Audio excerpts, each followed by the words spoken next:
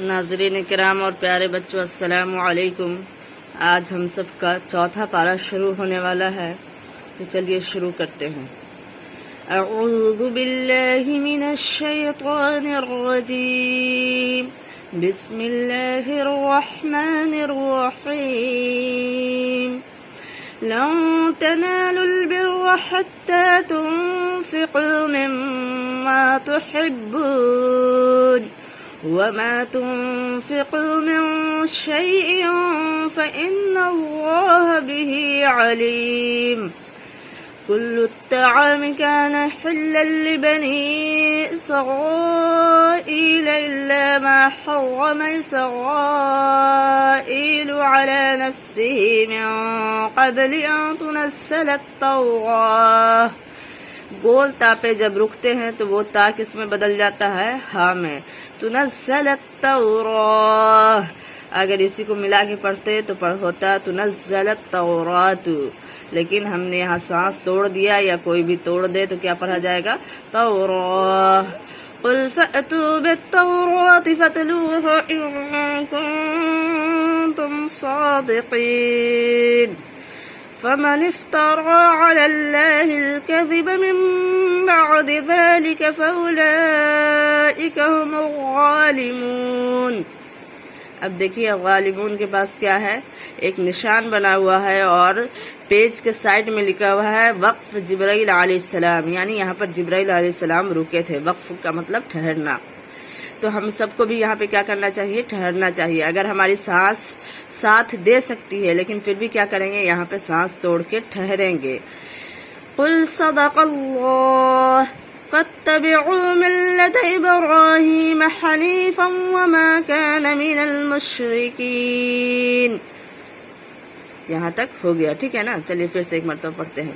لن تنالوا البر حتى تنفقوا مما تحبون وما تنفقوا من شيء فإن الله به عليم كل الطعام كان حلا لبني إسرائيل إلا ما حرم إسرائيل على نفسه من قبل أن تنزل التوراة قل فأتوا بالتوراة فاتلوها إن كنتم صادقين فمن افترى على الله الكذب من بعد ذلك فأولئك هم الظالمون قل صدق الله فاتبعوا ملة إبراهيم حنيفا وما كان من المشركين۔